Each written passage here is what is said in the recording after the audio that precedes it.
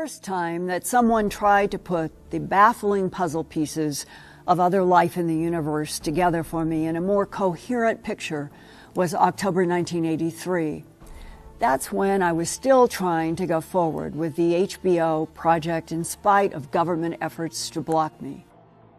A Washington, D.C. military source who claimed first-hand interaction with at least one type of non-human agreed to talk with me off the record about the type that he knew as extraterrestrial biological entities, also known as EBENs. He was aware that on April 9, 1983, at Kirtland Air Force Base, I was shown an alleged briefing document for an unnamed U.S. president, and it said extraterrestrial biological entities, or EBENs, had manipulated DNA in already evolving primates to create Homo sapien. The military source told me that was true. But he stressed that no one in the American government with access to that knowledge ever wanted to be alive if or when such an announcement were broadcast to the world that humans are someone else's experimental androids. He told me that he had talked firsthand with a U.S. Air Force captain who received telepathic communication from one non-human at a crash site in the Roswell region. He said 1949, not 1947. Because the captain, more than anyone else at the crash site, could clearly and correctly receive mind-to-mind communication from the non-human and EBEN. The captain was assigned to live with this entity called EBA-1 at the Los Alamos Laboratory in New Mexico until EBA died of unknown causes on June 18, 1952. That Air Force captain said one of the most important transmissions that he ever received from this EBEN was, quote, "We made you, we put you here on Earth, but you have to live it," close quote. I typed up notes after the October 18, 1983 meeting that began with this military source talking about information gained from EBA-1 and another captured being called EBA-2. Here are some brief excerpts from my October 1983 notes in Washington, D.C.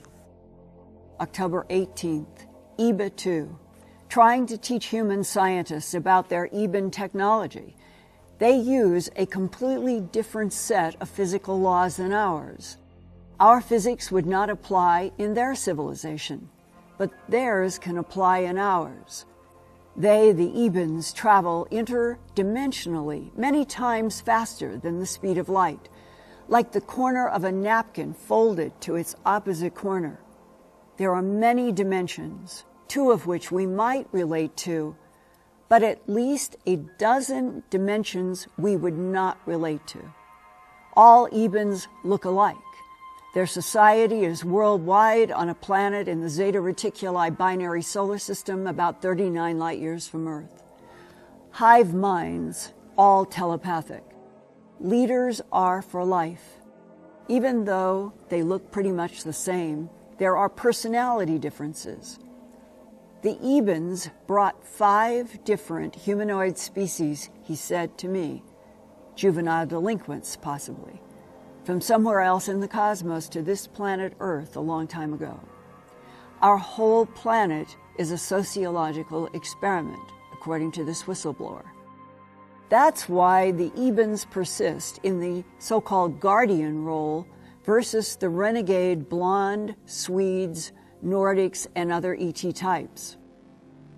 Are there secret wars ongoing to protect humans that are kept in a state of ignorance? He said the problem is if the EBENs go away from Earth, what will happen? They have a computer base inside of our moon and throughout our solar system, he said. Is that sufficient monitoring to keep the blonde Swedes, reptilians, and others in check? He said the Swedes, quote, have a large menagerie of cloned biological entities, close quote, which do work for them everywhere. He talked to me about the presidents and what they knew. He said Truman, 1945 to 1953, knew everything at the time. And then Ike, 1953 to 1961, knew everything but put a lid on it. Then came Kennedy, 1961 to 1963. He wanted to tell the whole world about the alien presence and was killed in Dallas on November 22, 1963, for trying to open up the truth. LBJ, 1963 to 69. He did not want to know because he heard rumors about what happened to Kennedy. Nixon, 1969 to 1974. Knew and bragged about his inside knowledge to friends, showed Jackie Gleason some retrieved craft and ET bodies preserved in tubes hanging on walls underground at Eglin Air Force Base near Fort Walton Beach, Florida. Ford, 1974 to 1977. The whistleblower said he did not know if he was ever briefed on anything. Jimmy Carter, 1977 to 1981. Briefed in 1976 and again later on, but decided the story was too big to deal with. Ronald Reagan, 1981 to 1989. He was briefed during the campaign because he was so pro-military that MJ-12 wanted to quiet him down a little. And then he was briefed in March 1981 after the election by CIA director, with CIA, DIA, NSA, and NRO advisors present. And about that word, reincarnation, he said that the Ebens described this, quote, only so many souls are allowed per planet, close quote. They are recycled constantly at birth and death. But why? After that conversation, I didn't know who to trust or what to believe in 1983. So I didn't do anything public with this Washington, D.C. military sources information. Then a decade later, an alleged 1950s government document was leaked on March 7, 1994. This is its title, quote, Restricted Psalm 101 Majestic 12 Group Special Operations Manual. Extraterrestrial entities and technology, recovery and disposal, top secret magic, eyes only, warning. This is a top secret magic eyes only document containing compartmentalized information essential to the national security of the United States. Eyes only access to the material herein is strictly limited to personnel possessing Magic 12 clearance level. Examination or use by unauthorized personnel is strictly forbidden and is punishable by federal law. Since the U.S. War Office was transitioned to the U.S. Department of the Army under the Department of Defense in 1949, the implication is that this Psalm 101 training manual for extraterrestrial entities in technology, recovery, and disposal was first produced before 1949 and updated in April 1954. The unofficial leak of this Psalm 101 manual started at a La Crosse, Wisconsin pharmacy when 32 pages of text and drawings showed up on 35mm negative film addressed to Don Berliner at the Fund for UFO Research in Maryland. The film was in an envelope postmarked March 7, 1994. Don Berliner gave Bob Wood, an aerospace engineer retiring from McDonnell Douglas, permission to print the negatives for study. The first negative frame was the Psalm 101 cover.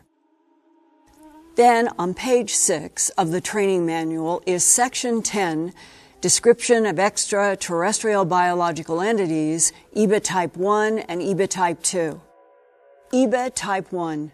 These entities are humanoid and might be mistaken for human beings of the Oriental race, if seen from a distance. They are bipedal, 5 feet to 5 feet 4 inches in height, and weigh 80 to 100 pounds. Proportionally, they are similar to humans, although the cranium is somewhat larger and more rounded. The skin is a pale, chalky yellow in color, thick and slightly pebbled in appearance. This was odd to read. because the gray ebens and other gray types are not described by people, let's say, in the human abduction or a whistleblower as chalky yellow in color. Is this yet another type or something related to the metabolism of the ebens? I'm now showing a charcoal illustration that a government whistleblower told me, quote, is almost like a photograph of an eben, the acronym the U.S. government uses for extraterrestrial biological entities. The Psalm 101 manual continues, quote, the eyes are small, wide-set, almond-shaped, with brownish black irises with very large pupils. The whites of the eyes are not like that of humans, but have a pale gray cast. The ears are small and set low on the skull. The nose is thin and long, and the mouth is wider than in humans and nearly lipless. There is no apparent facial hair and very little body hair, that being very fine and confined to the underarm and the groin area. The body is thin and without apparent body fat, but the muscles are well developed. The hands are small with 4 long digits, but no opposable thumb. The outside digit is jointed in a manner as to be nearly opposable, and there is no webbing between the fingers as there is in humans. The legs are slightly but noticeably bowed, and the feet are somewhat splayed and proportionally large. A second type on page 6 of the Psalm 101 manual states, EBA type 2. These smaller entities are humanoid but differ from type 1 in many respects. They are bipedal, 3 feet 5 inches to 4 feet 2 inches in height and weigh 25 to 50 pounds. Proportionally, the head is much larger than humans or type 1 EBAs, the cranium being much larger and elongated. The eyes are very large, slanted, and nearly wrap around the side of the skull. They are black with no white showing.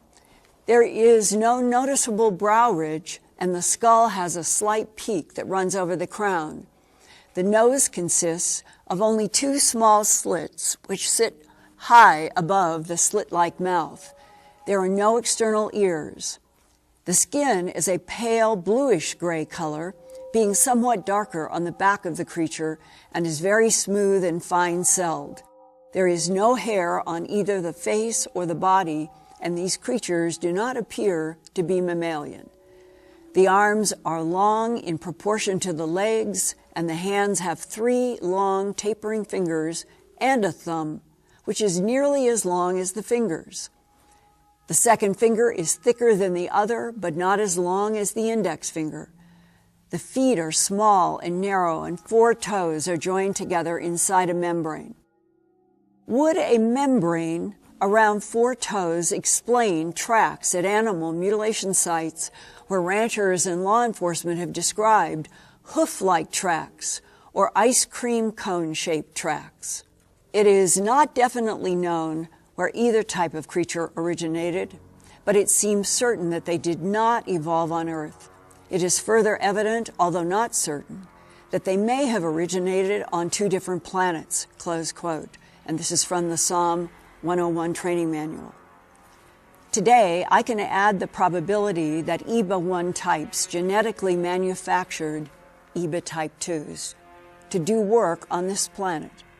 That means abductees have usually been handled by the small, large, black-eyed little guys, not the prime EBA intelligence behind the genetically cloned biological entities or androids. The concept of cloned biological entities of various types, made by EBAs and other extraterrestrial types, has emerged in more details about 5 different non-human species allegedly presented in a briefing for U.S. President Ronald Reagan. This Release 27A, Reagan briefing, was included in a series of 35 reports from 2005 to 2007, posted in order, quote, to facilitate the gradual release of confidential documents pertaining to a top-secret exchange program of 12 U.S. military personnel to Serpo, a planet of Zeta Reticuli and this happened between the years 1965 to 1978. The information began to be released on 2 November 2005 by a retired senior official within the United States Defense Intelligence Agency. He calls himself anonymous. Until he chooses to make his name known, this is the way he will be represented here. Anonymous reports that he is not acting individually and is part of a group of 6 DIA personnel working together as an alliance of 3 current and 3 former Defense Intelligence Agency employees. He is their chief spokesman, close quote. The following excerpts are allegedly from a transcript of a tape recording made at Camp David, Maryland, for President Ronald Reagan on March 6 and March 8, 1981, about the subject of, quote, unidentified flying objects and extraterrestrial visitation of Earth, close quote. Leading the discussion was CIA Director William Casey, along with CIA advisors and a caretaker of the ET history. Casey was Reagan's campaign manager in 1980. And then President Reagan asked Casey to become CIA director from 1981 to 1987. That means this briefing, March 6 to 8, 1981, was only 2 months after Ronald Reagan first took office on January 20th, 1981 as President of the United States. I begin with excerpts from the presidential briefing as the anonymous caretaker speaks to President Reagan. Quote, the United States of America has been visited by extraterrestrial visitors since 1947. We have proof of that, close quote.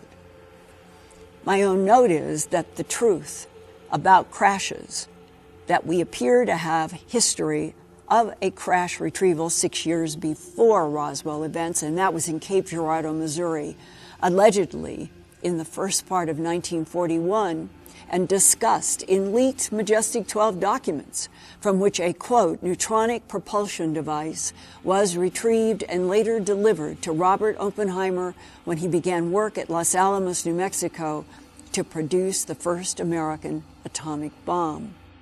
The caretaker says, however, we also have some proof that Earth has been visited for many thousands of years by various races of extraterrestrial visitors. Mr. President, I'll just refer to those visitors as ETs. In July 1947, a remarkable event occurred in New Mexico. During a storm, 2 ET spacecraft crashed. One crashed southwest of Corona, New Mexico, and one crashed near Datil, New Mexico. The U.S. Army eventually found both sites and recovered all of the debris and one live alien. I'll refer to this live alien as EBA-1. What does that mean? Do we have codes or a special terminology for this? President Reagan asked. Mr. President, EBA means extraterrestrial biological entity. It was a code designated to this creature by the U.S. Army back in those days. This creature was not human, and we had to decide on a term for it. So scientists designated the creature as EBA-1. We also referred to it as NOAA. There was different terminology used by various aspects of the U.S. military and intelligence community back then. Can we classify them? Can we connect them with anything earthly? No, Mr. President.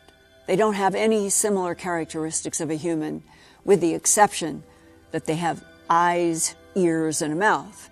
Their internal body organs are different. Their skin is entirely different from human.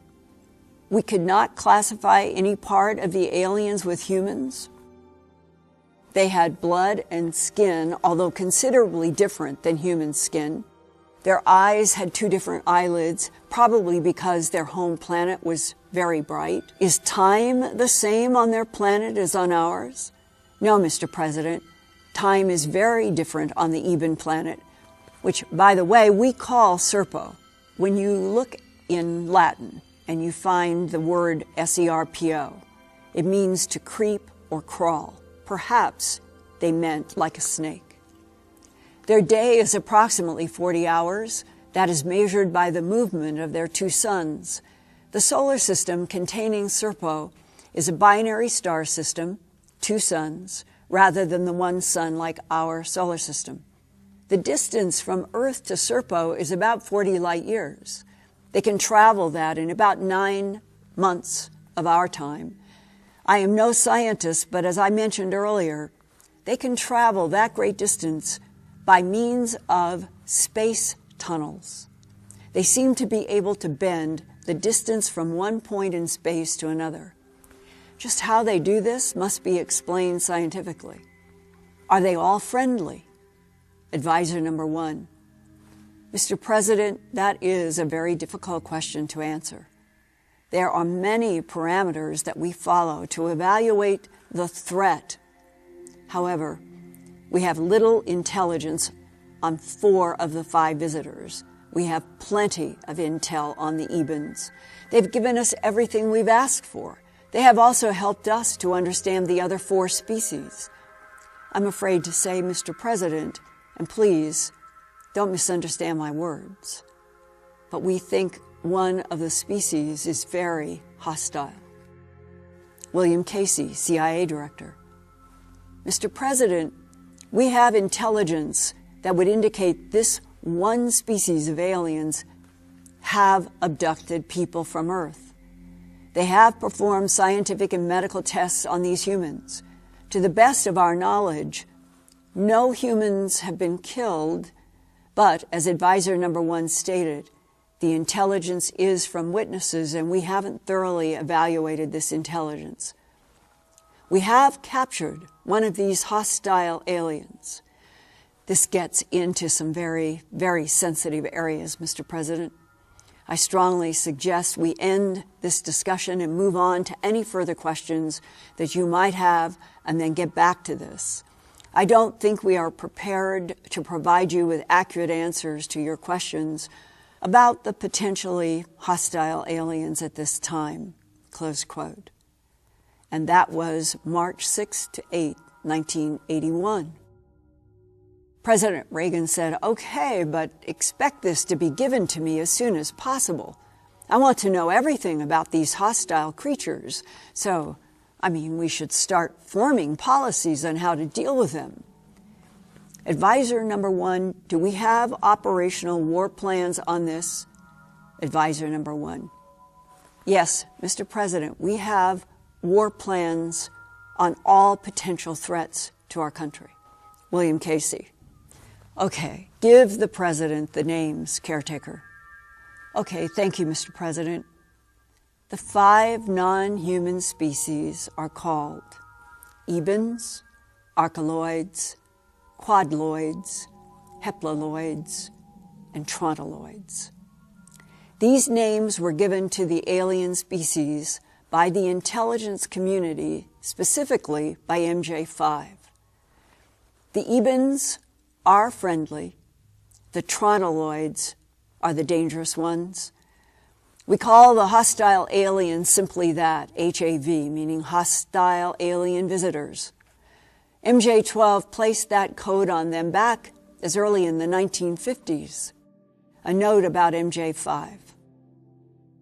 A member of Majestic or Majority 12, also known as MJ12, is this group that was originally organized in September 1947 after the July 1947 Roswell and other UFO crash incidents.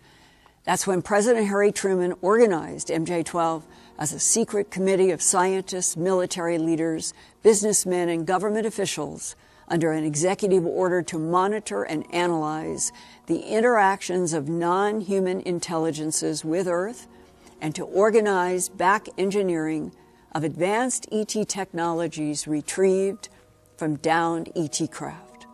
In the briefing, President Ronald Reagan said, "You mean to say these HAVs have been visiting us and kidnapping our people since the 1950s? William Casey. Mr. President, we have some indication that they might have been doing this for some time. But we can be sure that the Ebens have never done this. They are extremely peaceful and they would not harm a living soul, including animals," close quote. In contrast to what the CIA director told President Reagan, this can't be a true statement about the Ebens, because it was Ebens that abducted the Colorado couple from the Longmont Highway in November of 1980. President Reagan: "My God, just knowing we have names for these things is amazing. Which one did we capture?"